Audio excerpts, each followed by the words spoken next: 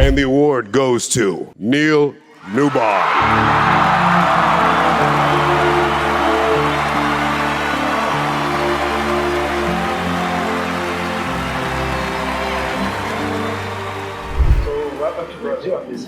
Obrigado. Congratulations on winning the Thank you. performance. Thank you very much. So, in your career, you walked through movies, television, and video games now. Yeah. So, which of those is more challenging for you? I think film and TV is challenging because you get cast to type a lot, and that was my problem. I was going up against very famous actors. Yeah. I couldn't beat them because they had a passport. I was like, who the fuck was I? And so I almost quit acting because I just got to a point where I couldn't sustain it. I got into games, I could take my face off. And that was amazing because then I can play anything that is appropriate to my ethnic background. I can play anything. I can play creatures, monsters.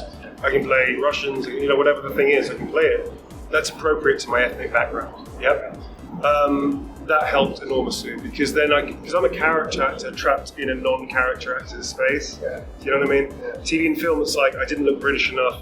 Or in America, I was going up against fucking Hollywood superstars. Yeah. I was fucked. It was really fucked. So it changed everything. We are asking about nowadays the artificial intelligence is taking space in our society. Sure. So we want to know, what do you think your charter in Detroit is similar you see nowadays in I think so. I think I'm not a scientist, I'm not an AI specialist, right?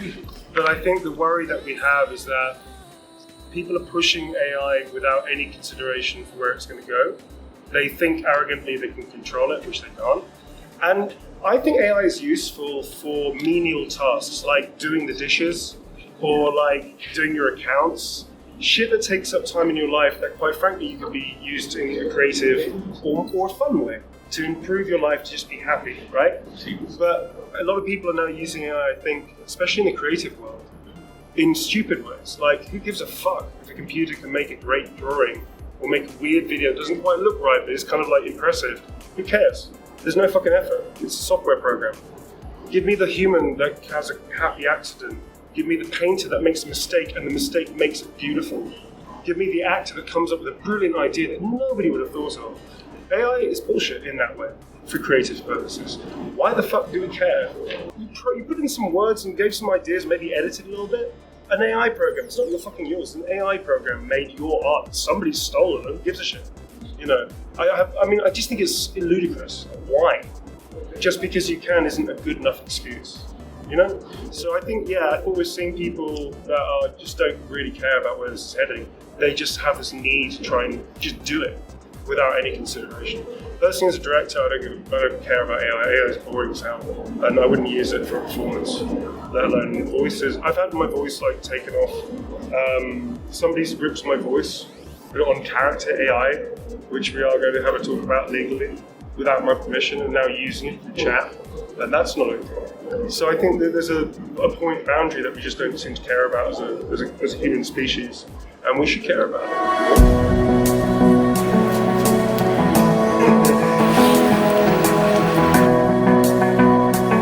Fala galera, se você quer aprender ou aprimorar seu inglês, a Minds é o lugar certo.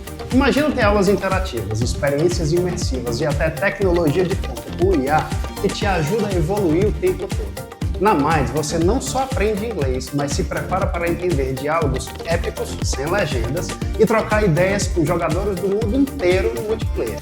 Quer melhorar sua gameplay e ainda dominar o inglês? Então corre lá no nosso site mindsidiomas.com.br e aproveite os descontos especiais.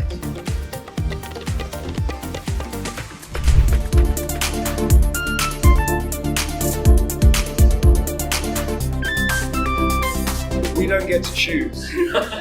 We get auditions, and very occasionally we get offered things either through audition or straight offer. I don't get to pick because it's not the way it works. I would love to be able to say, oh, now I'd love to do this, I'd love to do that. But I'm very grateful to be asked to audition. I'm very grateful to have repeat business with studios that want to work with me again on different projects and new projects. I don't get to choose that, not usually. The only thing I get to choose sometimes is to say no. And honestly, I'm very lucky. I very rarely say no because the projects that come to me or I audition for are usually very, very good. I'm very lucky to be part of it. But I don't get to choose. I still do film and TV, but to be honest with you, I've been too busy to do film and TV because I've been working in games for a while now, and I have my own production company. I'm a director, I'm a producer as well.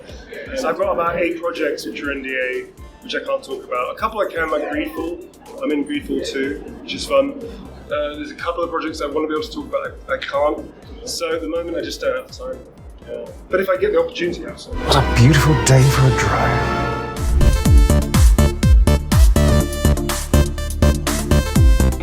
I don't compare them because each project, I'm very lucky. I've never had a bad day in the body, but in 15 years. I really think I bring an attitude of play and fun, and I'm grateful as well for the work I get.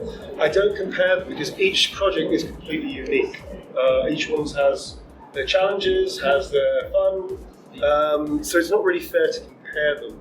I just got lucky with being a part of something that has turned into, and I'm a gamer as well, that I think is one of the best games I've played. And I think it's a master. I think it's a flawless masterpiece. Now, after all the patches, it's flawless. It's beautiful. So I don't compare it because it doesn't really work like that.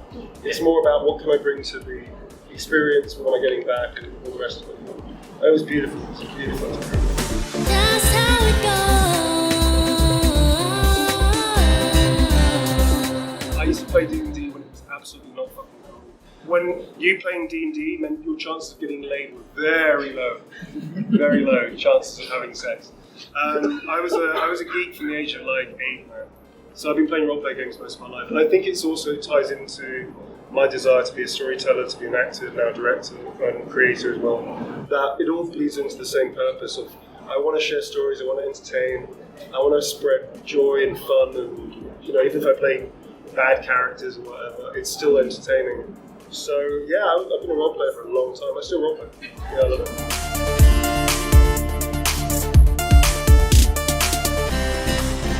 We thought it was going to be great. I don't think anybody, including Sven at Larian, thought it was going to be this big. My concern was that people wouldn't necessarily get what I was trying to do with my character. That they would just see the surface level and not go deeper. But it's been amazing. And especially because so many people have told us how their experience was, and that so many people felt seen.